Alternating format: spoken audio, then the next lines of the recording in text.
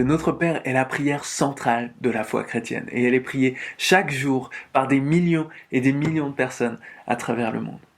Regardons ce que Jésus nous enseigne à travers le Notre Père. Voici le texte.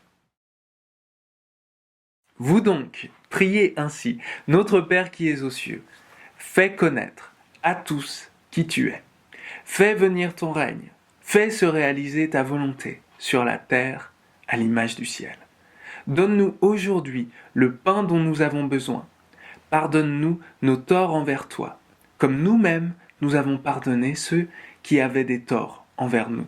Et ne nous conduis pas dans la tentation, mais délivre-nous du tentateur. C'est peut-être pas la version du Notre Père que tu as l'habitude de prier et que tu connais par cœur, mais pour faire court, je te passe les détails sur toutes les différentes versions du Notre Père. Ce qu'on peut voir, c'est que Jésus donne dans cette prière les éléments centraux, les valeurs centrales du royaume de Dieu. Il donne une espèce de synthèse de ce qui est le plus fondamental et ce qui va être le cœur de la vie de prière de ses disciples. En fait, c'est pas juste une prière à réciter comme ça sans trop y réfléchir. C'est une prière à méditer, c'est une prière à s'approprier, c'est une prière à vivre et à incarner dans le monde. Regardons en quelques minutes comment cette prière est en lien avec le royaume de Dieu que Jésus annonce. Je vous propose de regarder ça en fonction de 3 aspects qui structurent la prière. C'est le premier aspect de l'invocation, le deuxième de prière, de proclamation, et puis le troisième de pétition ou de demande.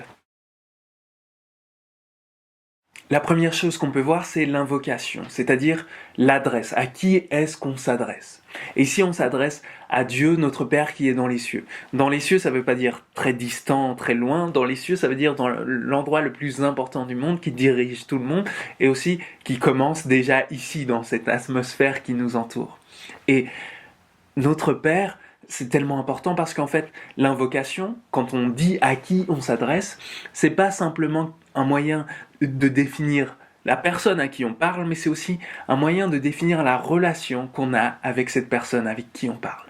Et en fait, ici, Jésus nous enseigne à nous adresser à Dieu sous le mode de l'enfant qui parle à son parent, du fils ou de la fille qui parle à son père. Et en fait, c'est hyper important parce que ça nous montre que la prière, c'est pas une technique. La prière, c'est pas une méthode, c'est pas une formule magique. La prière, c'est quelque chose de relationnel.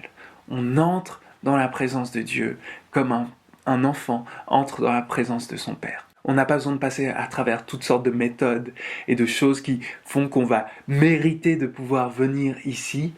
En Jésus-Christ, on est totalement accepté comme ses enfants et on peut venir directement. Ensuite, on a 2 prières proclamations. C'est à la fois des demandes et des déclarations. La première, c'est « Fais connaître à tous qui tu es ».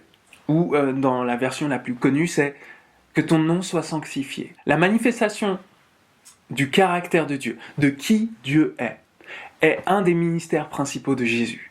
Il vient sur terre pour nous montrer, pour nous révéler qui Dieu est. Et cette connaissance qui nous est permise par l'Esprit de Dieu va impliquer en nous, d'une part, la sanctification. On va vouloir devenir saint comme ce Dieu qui est saint, qui est bon. On veut devenir bon comme il est bon. Mais en plus, ça va nous projeter dans un mode de vie d'émerveillement. On est émerveillé par la manifestation de qui Dieu est.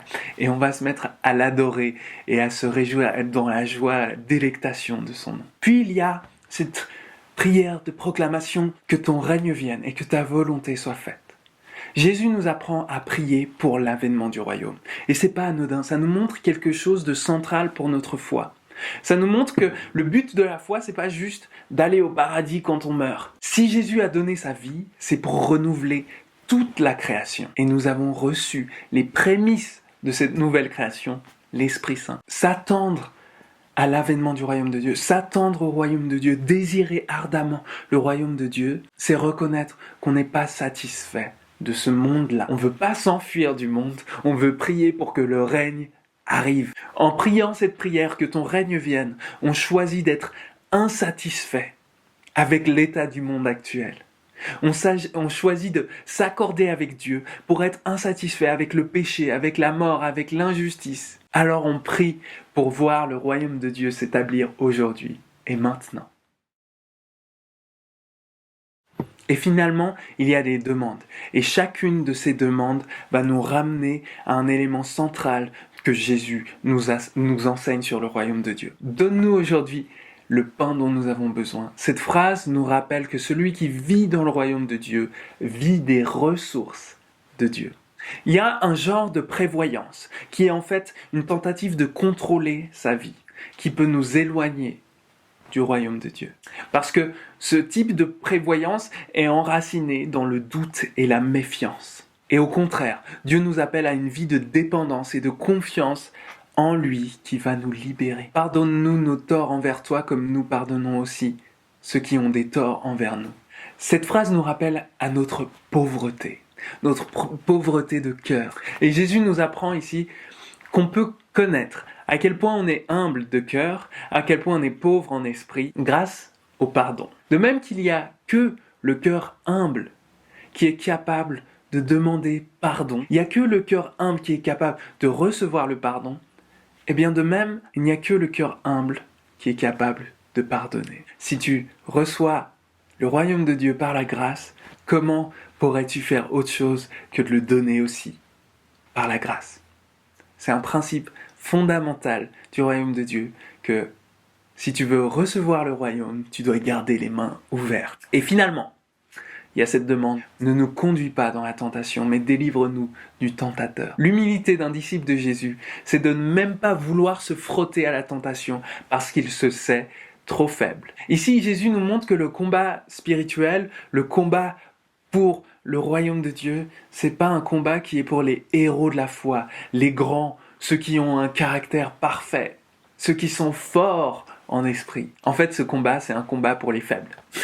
C'est un combat qui concerne les faibles, ceux qui vont être dépendants de la grâce de Dieu. Le combat spirituel, c'est d'être continuellement en train de tomber, mais de tomber dans les bras de Dieu. Parce qu'il n'y a que le faible qui peut dire « Dieu est ma force », sans qu'il soit en train de mentir. Et toi, est-ce que tu pries le Notre Père ? Est-ce que tu l'as appris par cœur et est-ce que tu as fait du Notre Père cette prière qui va déterminer et nourrir toutes les autres prières que tu vas faire ? Prends un temps pour méditer sur cette prière. Et peut-être que tu auras envie de reformuler la prière dans ton propre vocabulaire pour pouvoir te la personnaliser et te l'approprier. À la semaine prochaine.